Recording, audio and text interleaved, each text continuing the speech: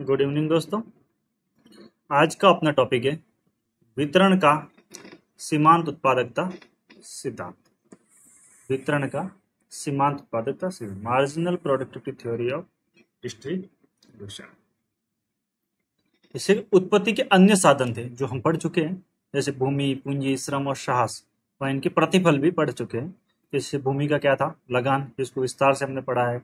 श्रम का क्या था, मजदूरी, जो भी विस्तार से पढ़ सके हैं। पूंजी का था ब्याज, उसको भी विस्तार से पढ़ा। और साहस का था लाभ, तो लाभ को भी अपन विस्तार से अध्ययन कर चुके। अब जो ये वितरण के जो भी सीमांत उत्पादक का सिद्धांत है, इसमें ये देखेंगे जो उत्पत्ति के अन्य साधन थे, ठीक है, ये दिख रहा ना, उत्पत्ति के अन्य साधनों को यथास्थित रखते हुए परिवर्तनशील साधन की एक अतिरिक्त इकाई के प्रयोग से कुल उत्पादन में जो परिवर्तन होता है उसे साधन की सीमांत उत्पादकता सिद्धांत कहते हैं। यानी कि जो साधन है, चार साधन है, चार में से कुछ साधन तो स्थिर है, कुछ है परिवर्तनशील साधन। तो जो स्थिर साधन है उनको तो स्थिर रखेंगे और परिवर्तनशील साधन उनमें सिर्फ परिवर्तन करेंगे। जैसे भूमि है, अगर उत्पादकता बढ़ानी है तो भूमि मान लो एक समय के लिए स्थिर रहेगी, ठीक है। पूंजी है, पूंजी आपकी स्थिर रहेगी। साहस है, आप साहस खुद ही है, एक व्यक्ति हो तो आपका वो स्थिर रहेगी। तो ज्यादा से ज्यादा आप क्या बढ़ा सकते हो, श्रम। श्रम के बाद और ज्यादा बढ़ा सकते हो तो फिर पूंजी, पूंजी के बाद हो सकता है आप भूमि बढ़ा सकते हो, और साहस तो आप स्वयं, ठीक है। तो ज्यादातर परिवर्तनशील इकाई के रूप में हम किसको मान के चलेंगे, एक तो पूंजी को, एक श्रम को, ठीक है। और बाकी जो भूमि है, वह साहस है, उसको स्थिर मान के चलेंगे।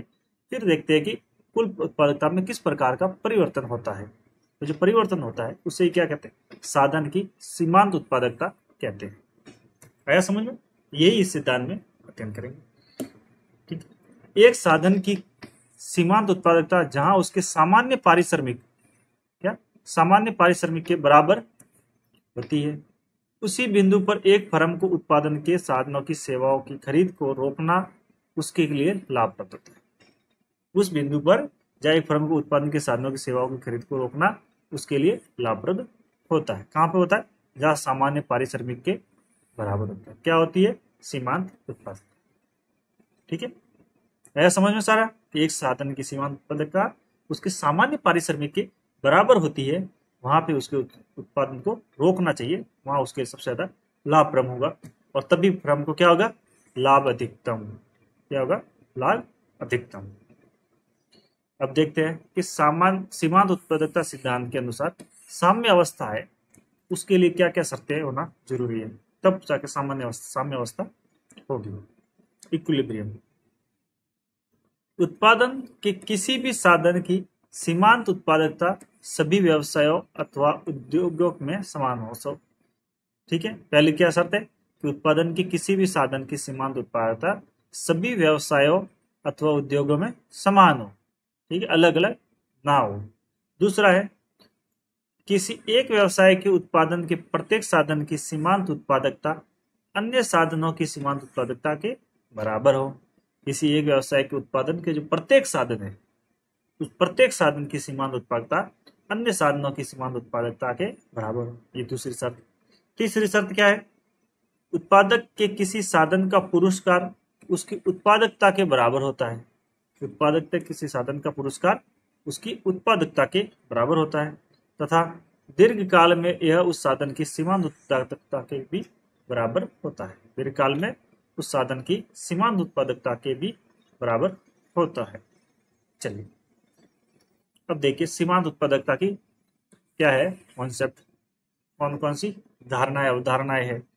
तीन अवधारणाएं, एक तो होगा सीमांत भौतिक उत्पादकता फिजिकल, एक होगा सीमांत आगम उत्पादकता, एक होगा सीमांत उत्पादकता का मूल्य, ठीक है, जिनको एमपीपी, एमआरपी और एमवीपी, ठीक है। Marginal physical productivity, marginal revenue productivity और मार्जिनल वैल्यू प्रोडक्टिविटी, ठीक है।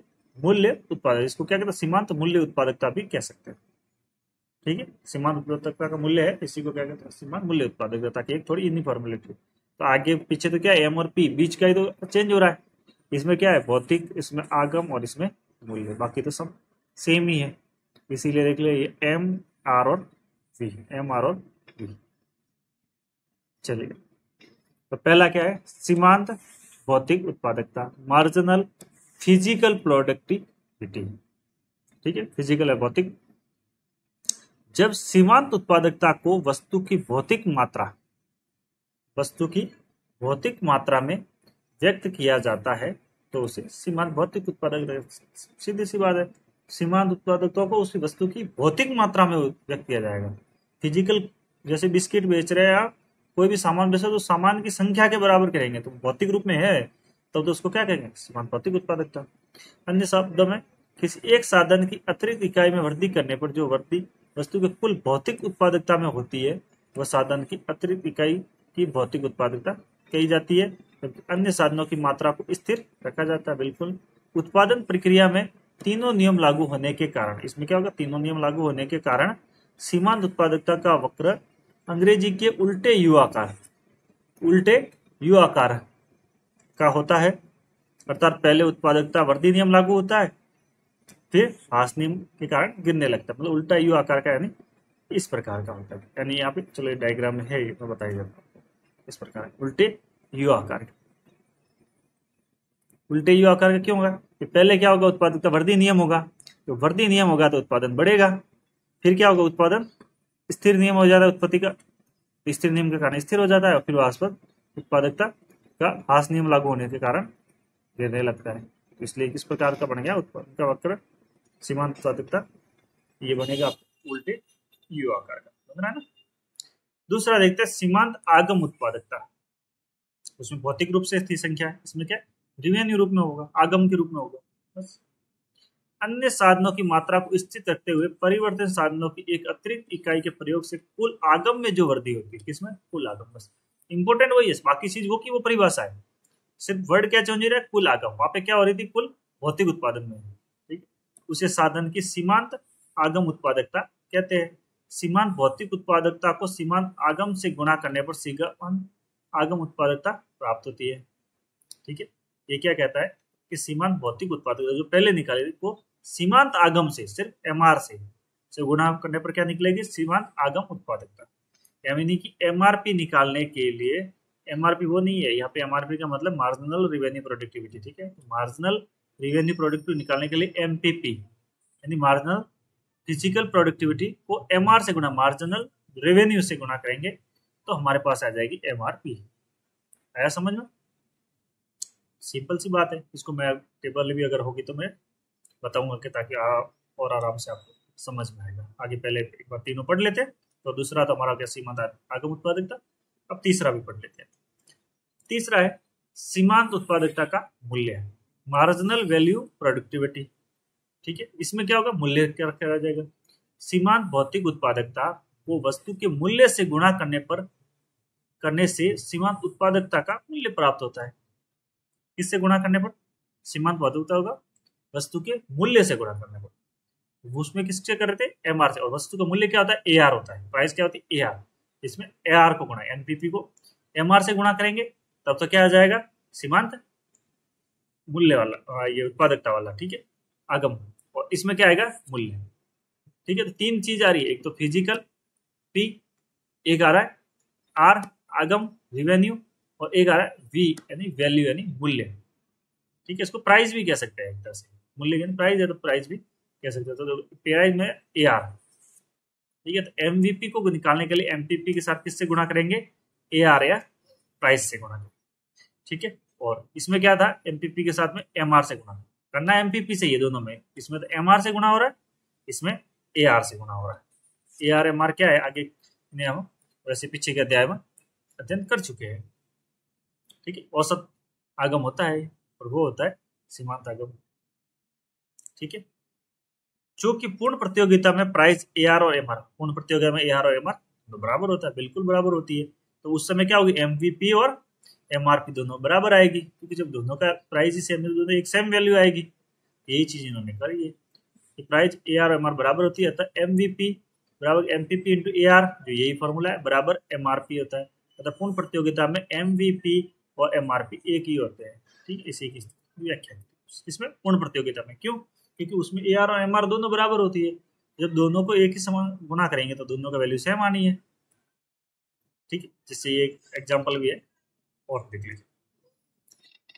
उदाहरण के लिए माना कोई फर्म जो पूर्ण प्रतियोगिता के अंतर्गत चल रही है 10 श्रमिकों को उत्पादन कार्य में लगाती है तथा वे वस्तु की 50 इकाइयों का उत्पादन करते हैं। ठीक है, ये पूर्ण प्रतियोगिता बोले। ठीक है, पहला तो क्या बोला, पूर्ण प्रतियोगिता चल रही है, 10 श्रमिकों के उत्पादन करने में लगाती है तो वे वस्तुओं की 50 इकाइयों का उत्पादन करते हैं। 10 श्रमिक लगाते हैं तो 50 का उत्पादन करते हैं और फर्म 10 रुपये प्रति इकाई की दर से वस्तु को बेचती है। ऐसी दशा में उसकी कुल आय 500 होगी। कुल आय कितनी होगी?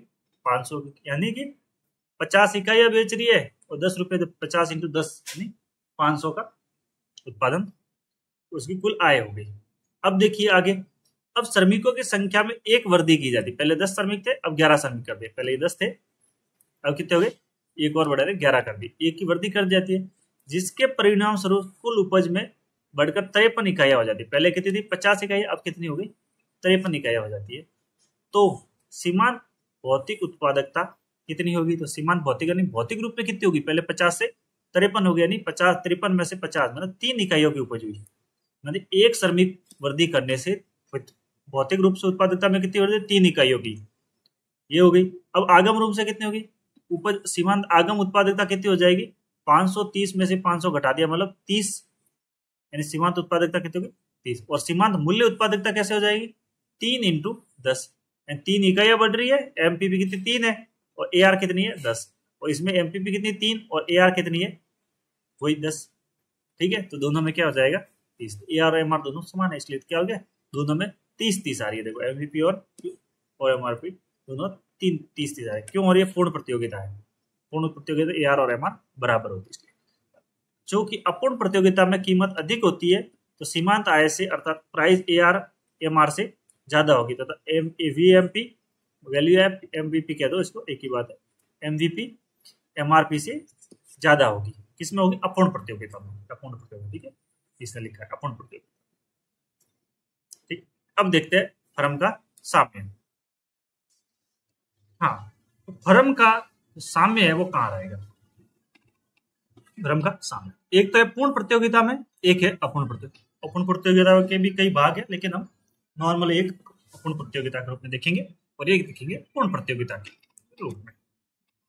तो पहला है पूर्ण प्रतियोगिता में फर्म का साम्य कैसे निर्धारित होता है। एक फर्म किसी साधन को उस सीमा तक प्रयोग करेगी जहां पर उस साधन की एक अतिरिक्त इकाई के प्रयोग करने से कुल आगम में वृद्धि। इंपोर्टेंट क्या है? एक अतिरिक्त इकाई। सीमांत का देख रहे हैं ना, तो सीमांत में क्या होता है? एक अतिरिक्त इकाई। ठीक है, तो एक अतिरिक्त इकाई के प्रयोग से कुल आगम में कितनी वृद्धि होती है? ठीक है, तो उस अतिरिक्त इकाई की लागत के बराबर हो जाए, अर्थात एमआरपी बराबर एमएफसी। ठीक है, उसकी जो लागत है उसके बराबर हो जाए। आगम में वृद्धि कितनी हो जाए? उस लागत के, एक अतिरिक्त इकाई की लागत के बराबर हो जाए। दूसरा, यदि एमआरपी, ठीक है, एमएफसी से ज्यादा है, यानी एमआरपी यानी मार्जिनल रेवेन्यू प्रोडक्शन, यानी सीमांत आगम उत्पादन। एनएफसी यानी एमएफसी यानी मार्जिनल फिक्स कॉस्ट। ठीक है, एमएफसी यानी मार्जिनल फिक्स कॉस्ट। तो साधन की एक अतिरिक्त इकाई के प्रयोग करने से कुल आगम में वृद्धि अधिक होगी अपेक्षाकृत साधन की अतिरिक्त इकाई की लागत से। ऐसी स्थिति में फर्म साधन की एक अतिरिक्त इकाइयों के प्रयोग करने से कुल लाभ को बढ़ा सकती है। ठीक है, अब देखते हैं पूर्ण प्रतियोगिता के अंतर्गत साधन का मूल्य निर्धारित कैसे करते हैं। तो पहला तो है एक अतिरिक्त लाभ या साधन शोषण की अवस्था। साधन शोषण है अतिरिक्त लाभ की, ये मार्क्सवादी विचारधारा है, उसमें कहा जाता है कि अगर ज्यादा लाभ हो रहा है तो वो क्या होता है? किसी न किसी साधन का शोषण हो रहा है अधिक, तभी वो अतिरिक्त लाभ हो रहा है। इसलिए इसको साधन शोषण अवस्था भी कह सकते हैं या अतिरिक्त लाभ की अवस्था भी कह सकते हैं। ठीक है, अल्पकाल, और ये कब होगी? हमेशा ये तीनों स्थितियां कब बनती है? अल्पकाल में बनती है। दीर्घकाल में तो नॉर्मल हो जाता है पूर्ण प्रतियोगिता में। अल्पकाल में यदि साधन की शुद्ध औसत आगम उत्पादकता औसत साधन लागत से अधिक हो जाती है तो अल्पकाल में फर्म को अतिरिक्त लाभ प्राप्त होगा। यानी कि अल्पकाल में शुद्ध औसत आगम उत्पादकता, शुद्ध औसत आगम उत्पादकता, औसत साधन लागत, एवरेज फैक्टर कॉस्ट से अधिक हो जाए, ठीक है, तो अल्पकाल में फर्म को अतिरिक्त लाभ प्राप्त होगा। ये देखिए नीचे ग्राफ दे रखा है, इसमें देखो दो वक्र बना रखे अपन ने। एक वक्र तो है ये, दिख रहा है क्या है, ANRP, ANRP मतलब ये वाला। दूसरा है ये MRP। तो इसको जब हमने प्रतियोगिता का जो अध्याय पढ़ा था उसमें हमने देखा AR और MR वक्र, तो ये वही वक्र है, AR और MR वक्र के तौर पर। अब देखिए कॉस्ट, तो जो पूर्ण प्रतियोगिता में AFC और MFC दोनों बराबरी होती है, AFC और MFC दोनों बराबर होता है। अब जब निर्धारित कहाँ होगा, हमेशा क्या होता है, AR और MR काटती है, ठीक है, MC MR को काटती है, ये हमने अध्याय में पढ़ा था। इसमें भी क्या होगा, ये MR वाला है, ये MFC को कहाँ काट रहा है, कहाँ काट रहा है, यहाँ पे इस बिंदु पे काट रहा है, तो यहाँ पे हमारा साम्य हो गया। अब देखो यहाँ से जब ये रेखा पूरी मिला देंगे, ठीक है, तो यहाँ से मिलेंगे, तो जहां जितनी अधिक ऊपर जा रही है, ठीक है, AR को कहाँ काट रहा है, ऊपर काट रहा है, मतलब ये एक, मतलब ये तो उसको आगम हो रही है और ये इसकी लागत आ रही है, ठीक है, तो ये मतलब जो ऊपर वाला जितना भी है ये क्या हो रहा है, अतिरिक्त लाभ की अवस्था है। ऊपर वाली जो है पूरा जो आयताकार भाग आ गया वो क्या है, अतिरिक्त लाभ की अवस्था, यानी कि ये तो कोष्ट है, ये आगम है, सीधी सी बात, आगम ज्यादा हो रही है और लागत कम आ रही है, लागत कम आ रही है और आय ज्यादा हो रही है, तो क्या हो रहा है, जो अतिरिक्त लाभ हो रहा है। अब देखिए दूसरी अवस्था जिसमें क्या होगा, सामान्य लाभ। यदि अल्पकाल में साम्य बिंदु उस फर्म का ANRP व AFC दोनों बराबर होते हैं तो उस फर्म को सामान्य लाभ होता है। वही ग्राफ है, वही है, देखो AFC और MFC है, वही है ANRP है और वही है MRP है। कहाँ निर्धारित होगा, जो MRP और AFC को काटेगा, काट रहा है, इसी बिंदु पे काट रहा है, ठीक है, और ANRP के भी कांटा चौरा इधर ही हो रहा है, इसका मतलब यही इसकी लागत है और यही इसकी आगम है, यही इसकी लागत है, यही इसकी आगम है, तो क्या हो रहा है, सामान्य लाभ, एक्स्ट्रा लाभ नहीं हो रहा है, ठीक। अब देखिए तीसरी अवस्था, ये है हानि की अवस्था। पूर्ण प्रतिस्पर्धा के अंतर्गत यदि फर्म का ANRC कम है AFC से तो फर्म को हानि का सामना भी करना पड़ता है। तो क्या करना पड़ता है, फर्म को हानि का सामना भी करना पड़ता है, ठीक है। तो क्या होगा, फर्म को हानि का सामना करना पड़ेगा। देखिए ग्राफ में ये क्या है, इसका इसमें सही से बन नहीं पाया है, ये है इसका इस तरह से पूरा है, मान लीजिए, ठीक है, ये क्या है, AFC और MFC होकर पूरा सीधा ही रहेगा, ठीक है, और ये क्या है, ANRC वक्र, और ये क्या है, AMRP वक्र। हमारा सामने तक कहाँ निर्धारित था, MRP और AFC काटेंगे, कहाँ काट रहे हैं, यहाँ पे,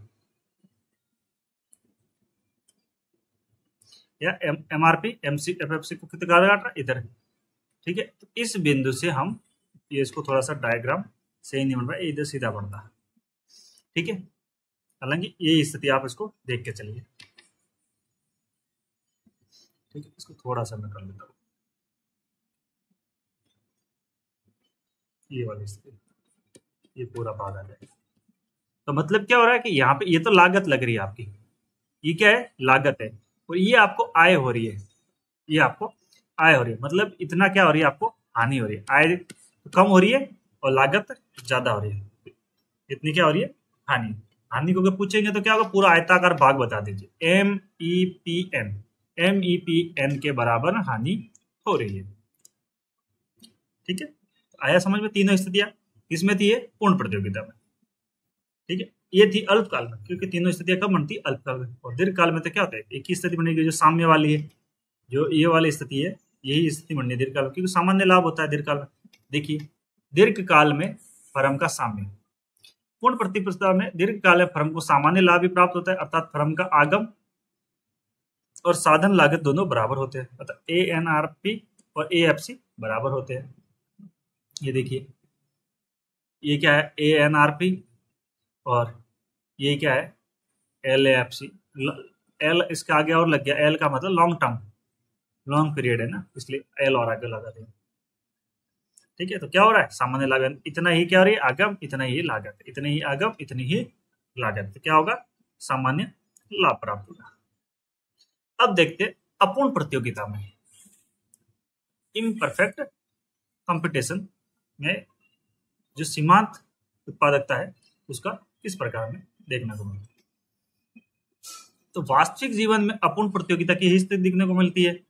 साधारण बाजार में अपूर्ण प्रतियोगिता की स्थिति होने पर साम्य अवस्था में साधन का पुरस्कार उसकी MRP से कम होता है।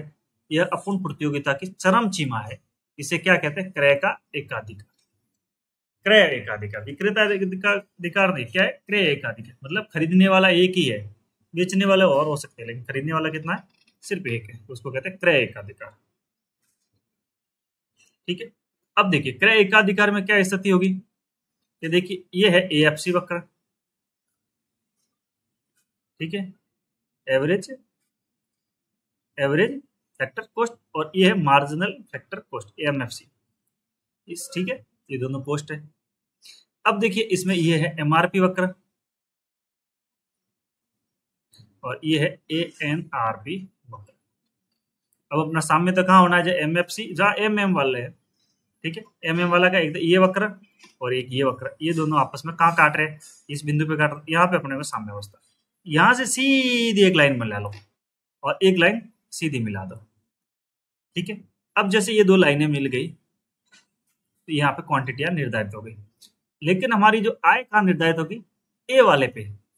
ए वाला कहाँ है, ये वाला AFC इधर है, तो इधर से बनाएंगे। इसका मतलब क्या हो रहा है, इतनी अपनी लागत लग रही है और इतनी हमारे आगम हो रही है, मतलब ये एक्स्ट्रा है, ये हमारा क्या हो रहा है, लाभ हो रहा है। एक्स्ट्रा क्या है, लाभ हो रहा है। ठीक है, अब देखिए आगे की स्थिति। ठीक है, तो अपूर्ण प्रतियोगिता का एक ही मैंने आपको जो क्रय एकाधिकार का है यही दिखा है, बाकी के देखने की जरूरत नहीं है क्योंकि बहुत ज्यादा लंबा हो जाएगा वीडियो। इसको हम बाजार के अंदर हम विस्तृत रूप से अध्ययन कर चुके हैं। ठीक है, तो आज के लिए इतना ही, अगला टॉपिक हम अगले वीडियो में अध्ययन करेंगे, अध्ययन करते हैं। धन्यवाद।